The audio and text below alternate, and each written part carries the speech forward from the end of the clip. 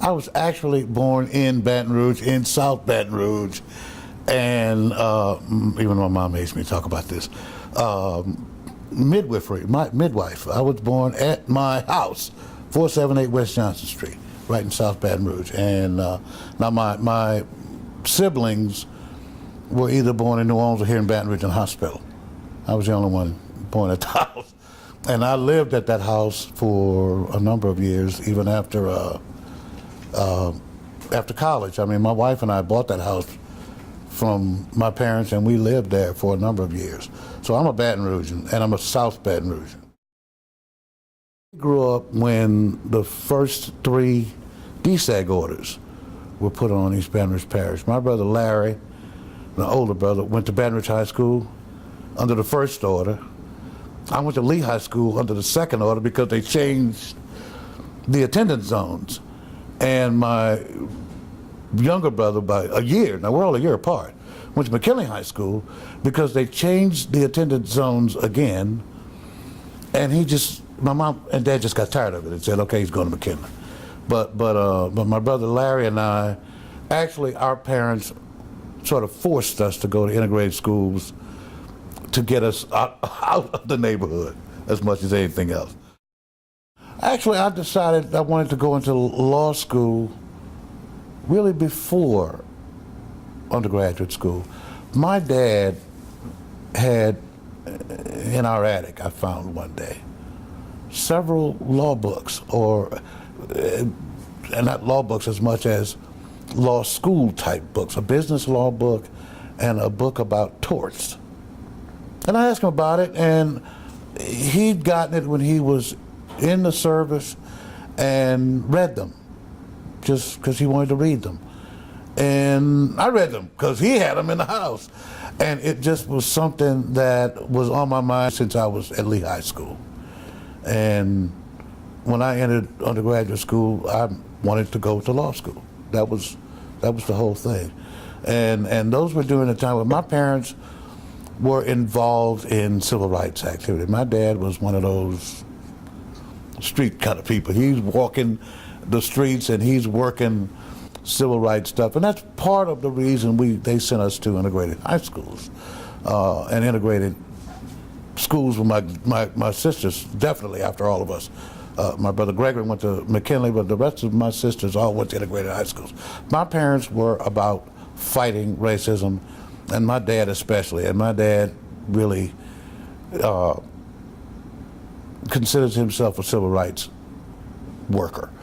My parents were among the group of people who fought to get voting rights, stuff like that. I mean, my mom cried the first time she went to register to vote, and they put one of those darn tests in front of her, and she failed.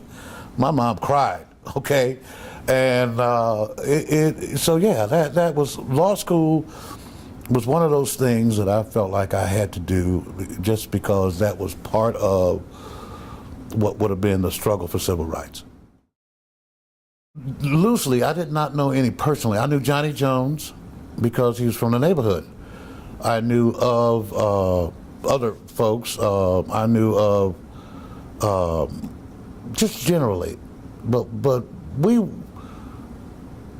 were a blue-collar family, and basically I didn't meet people who were lawyers and doctors and things like that, other than when you had to go to the doctor, until I was in college. And that just was not anything that we were around. I grew up around teachers. Not the professionals that we grew up around were teachers. Now nurses, we did grow up around nurses, and one doctor in our neighborhood who we knew because he lived in the neighborhood, because that was the doctor everybody went to. But not lawyers, no. I went to LSU immediately upon graduating from high school, as much as anything else because it was right down the street. And you grew up in a neighborhood where you walk around the campus, you ride bikes around the campus, and it was like, hey, it's just right there. Why can't I go to school right there? It's just right there. most of them did not go to integrated high schools. That's the first thing. You got to remember, in '69, integrated high schools was that was not the norm. So most of those kids come from different parts of the state, different backgrounds, rural versus urban, but segregated backgrounds. So the transition to move into an integrated environment where those other folks don't want you there. A lot of them don't want you there, and like I said, a lot of folks are mean. I mean, just knowing racism was rampant. Okay, no ways to get around it. But you had some people who were willing to get along, and some people who were willing to grow and progress with it. And the difficulty is finding those people and putting yourself in environments where you can relate to those people. And like I sang in the a cappella choir. When I sang in the a cappella choir, my first year in the a cappella choir, there were 4 African Americans in the choir other than me. By the time I graduated from undergraduate school, there were 15. So it's the transition of learning to live in an integrated society. When I started LSU, there were no African American, no black fraternities or sororities on campus. And I became president of Harambee, which was the African American student organization, in my junior year in undergraduate school. I became a member my freshman year, but I became a president in my junior year, and a number of our members wanted fraternities and sororities, and I went about helping them to do that. I mean, Omega, Psi Phi, the Kappas, the fraternities as well as the sorority, but I would never, ever join a fraternity. Hated law school. Law school was bleak, generally. Of course, I guess they still do it the same way. When we were in law school, you only had one exam, and that was at the end of the semester. There was no way to really gauge your progress, and there was still the sort of LSU coldness from the instructors in law school. As I said, I can remember a couple of them when I started. Maybe it was my second year or so. But Cheney Joseph was my criminal law instructor in my first semester in law school. And Cheney I liked, and he was just, his personality, he was one of those guys who made you feel okay. And it was a bleak experience. I know that when I graduated from law school, it was 3 years before I went back in that building. My first legal job was with the Legislative Council, the Louisiana Legislative Council, with the Louisiana Legislature. And actually, I got that job from having been a student employee. When I was in law school, I worked for the Legislative Council among the first elected group of African American legislators. And I became friends with them because Louis Charbonnet, Johnny Jones, all those guys, I mean, Alphonse Jackson. I mean, I knew those guys because I worked over there while I was in law school and then subsequently after law school. I went to work for the American Federation of State, County, and Municipal Employees. I met a really good, still good friend, Roy Fletcher. We worked together at the Legislative Council.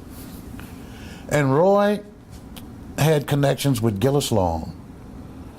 And Gillis Long was, at that time, really close with Jerry Worth, who was the president of AFSCME, the international president of the American Federation of State, County, and Municipal Employees. And the State Council, Louisiana Council, Council 17, was under administratorship for a number of reasons. One of which was because they were poorly serving African Americans, and the state and cities and parishes workforce was changing. A significant number of African Americans were working for state and local government, and they wanted to organize, but they had been horribly misrepresenting those people. And there was a call from a number of African American leaders, A.Z. Young among them, to come in and do something about the state council.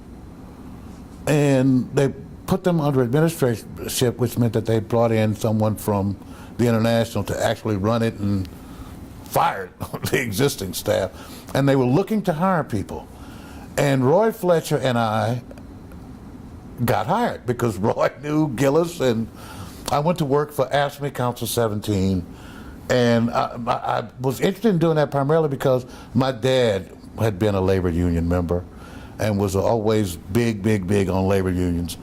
And that was quite an interesting experience, working for them.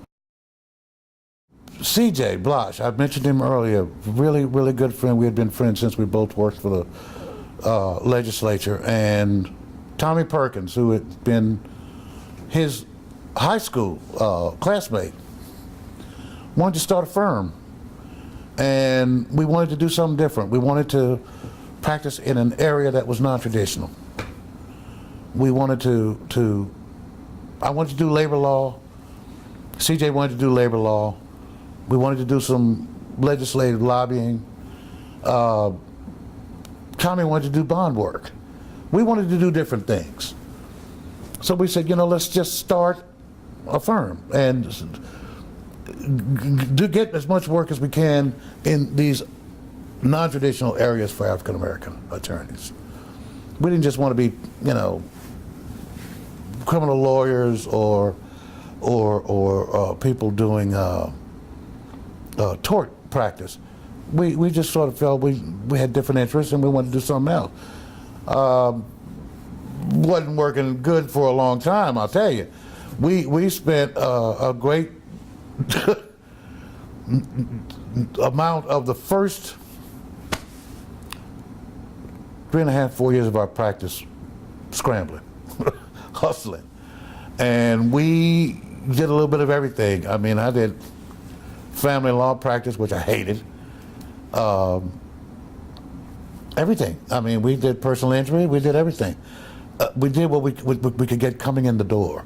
But we always tried and focused on recruiting the types of business that we wanted to do, that we set out to do. And we were fortunate in that eventually we got a good client and it worked. But we went through some stuff. I can tell you, our first client, major client, which is a business client, and which we did some regulatory work toward, was a shrimper in down around Thibodaux. A guy who walked into our office because he saw the sign, walked in, a white guy, he had no idea we were black, was kind of stunned when he walked in eventually and saw it, but sat down and talked about what his problem was, and it became a client for, I'd say 6, 7 years. But his first payment to us, and he told us, I can only pay you in shrimp. And he paid us in shrimp. I'm talking about ice chest full of shrimp. And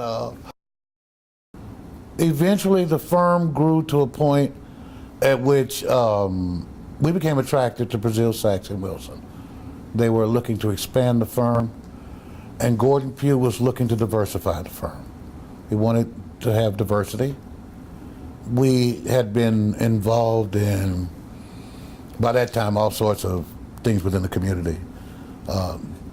Tommy and I were active in the Baton Rouge Bar Association.